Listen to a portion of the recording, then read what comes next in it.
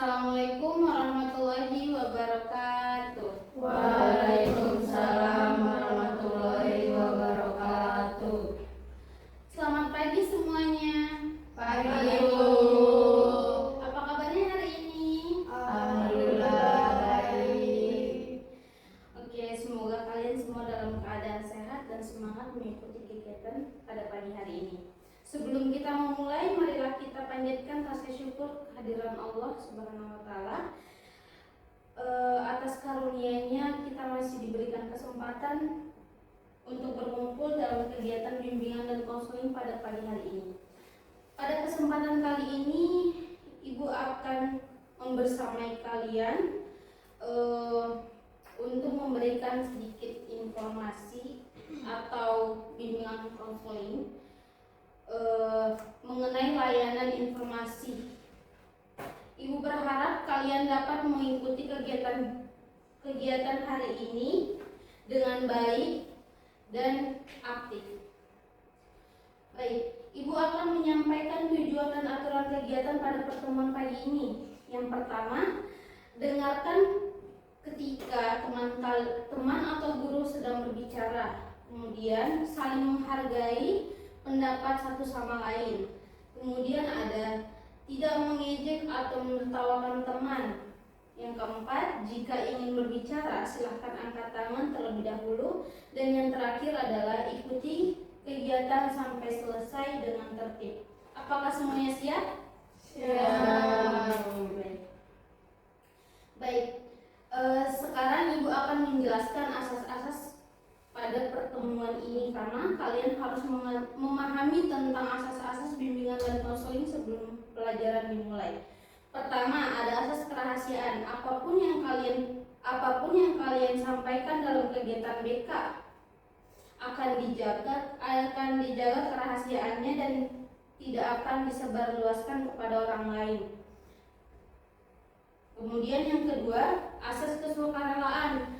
Kalian bebas menyampaikan pendapat, pertanyaan ataupun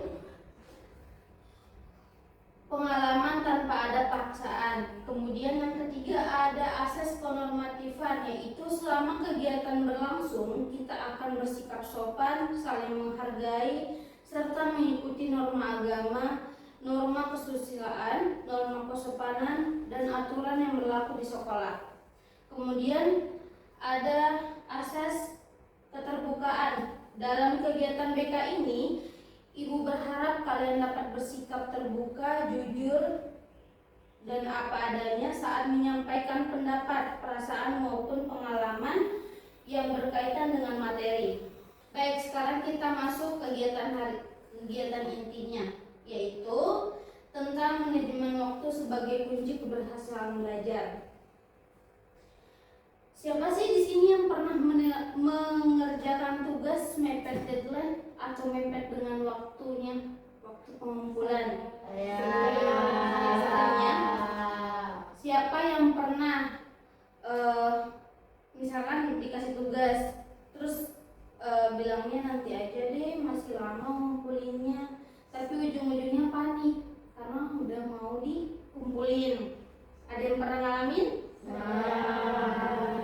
Oke, baik. Oke, semuanya kita masuk. Ibu jelaskan tentang manajemen waktu sebagai kunci keberhasilan belajar.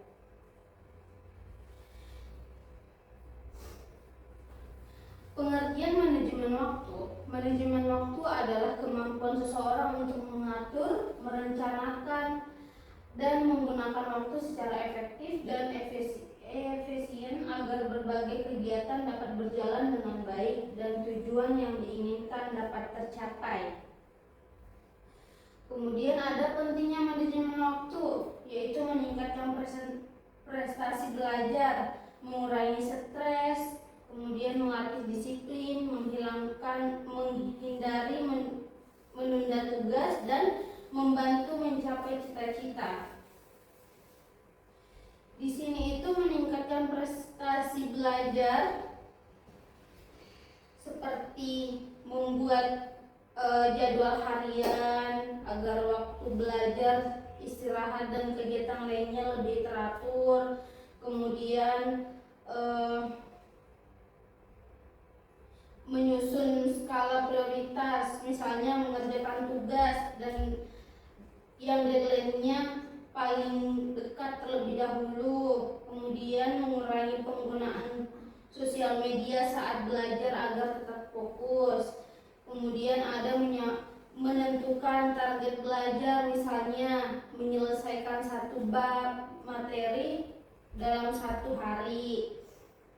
Kemudian yang terakhir, datang tepat waktu di sekolah atau di tempat kerja. Oke, di sini ada ciri-ciri. Di sini ada ciri-ciri manajemen waktu yang baik. Pertama, memiliki jadwal harian. Kemudian kedua, menentukan prioritas. Yang ketiga, tidak menunda pekerjaan. Yang keempat, disiplin waktu. Dan yang kelima, seimbang antara belajar dan istirahat. Oke, sekarang kita masuk ke dalam dampak buruk tidak mengatur waktu. Yang pertama, tugas menumpuk, nilai menurun, stres, waktu terbuang, dan kurang disiplin. Gimana sih? Aku mau ngasih nih satu tips buat kalian nggak selalu telat atau keteteran gitu dalam menggunakan waktu. Kalian dari jam 7 ya, kita hitung dari jam 7. Pukul 7 sampai jam 12 siang itu kalian fokus pada sekolah. Kemudian di pukul 13.00 sampai jam 3 sore itu mengerjakan tugas jika ada tugas dari sekolah.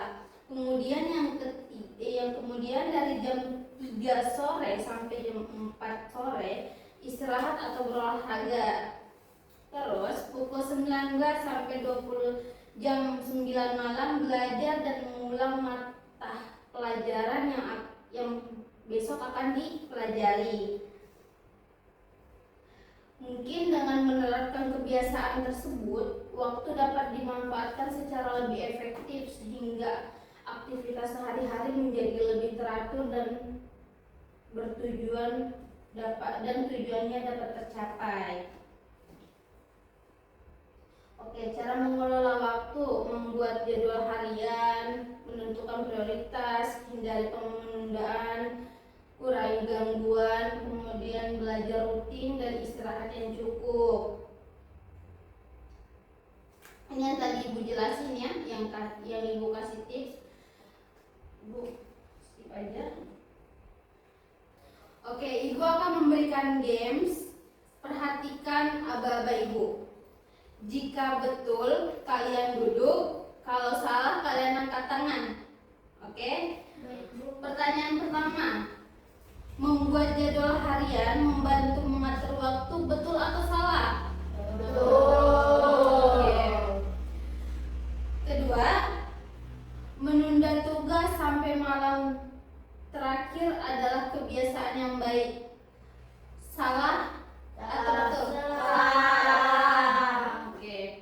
Kemudian pertanyaan ketiga, istirahat juga termasuk bagian dari manajemen waktu. Betul atau salah? Betul.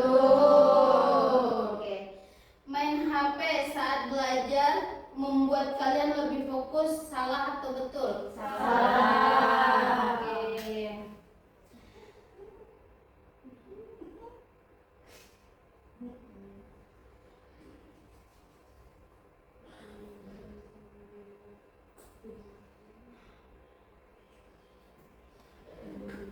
Jadi gitu ya teman-teman, waktu kita ini 24 jam sehari. Sama untuk semua orang. Bedanya bukan di banyak atau sedikitnya waktu, tapi bagaimana kita cara menggunakannya. Kalau mulai dari sekarang kita belajar mengatur waktu dengan bijak, tugas nggak akan terasa berat dan mimpi-mimpi kita akan lebih mudah tercapai. Baik, Ibu akan menjelaskan sedikit kesimpulan dari materi pada siang hari ini. Pada pagi hari ini, di sini sini Ibu kesimpulannya, manajemen waktu membantu belajar lebih efektif, mengurangi stres, dan mencapai tujuan masa depan. Manajemen waktu merupakan keterampilan penting yang harus dimiliki setiap individu, terutama siswa. Dalam mengatur, merencanakan, dan memanfaatkan waktu secara efektif dan efisien, dengan adanya manajemen waktu yang baik, seseorang dapat menyusun prioritas kegiatan, menyeimbangkan antara belajar, istirahat, dan aktivitas lainnya, serta menghindari kebiasaan menunda pekerjaan yang dapat menghambat keberhasilan.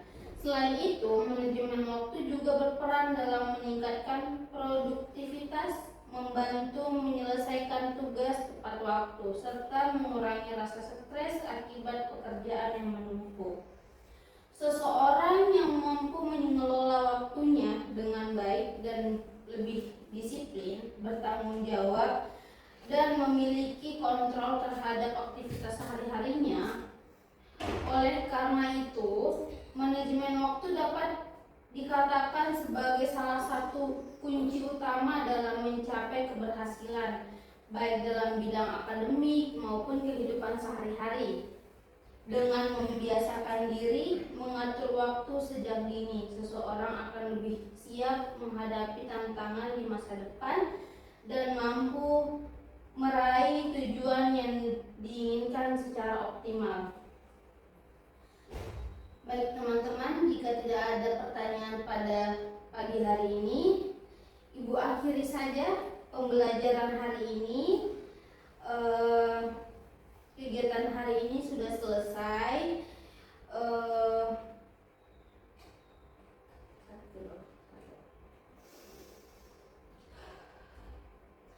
Alhamdulillah, kegiatan kita hari ini sudah selesai. Hari ini kita belajar bersama mengenai materi yang telah dibahas. Semoga apa yang kita pelajari dapat dipahami dan diterapkan dalam kehidupan sehari-hari. Terima kasih kepada kalian semua yang sudah mengikuti kegiatan dengan baik dan aktif berpartisipasi. Sebelum kita akhiri, Ibu boleh pantun ya? Boleh.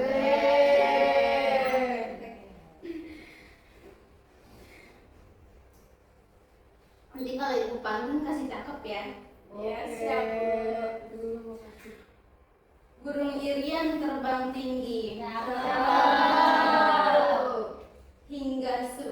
hingga sebentar di dahan jati.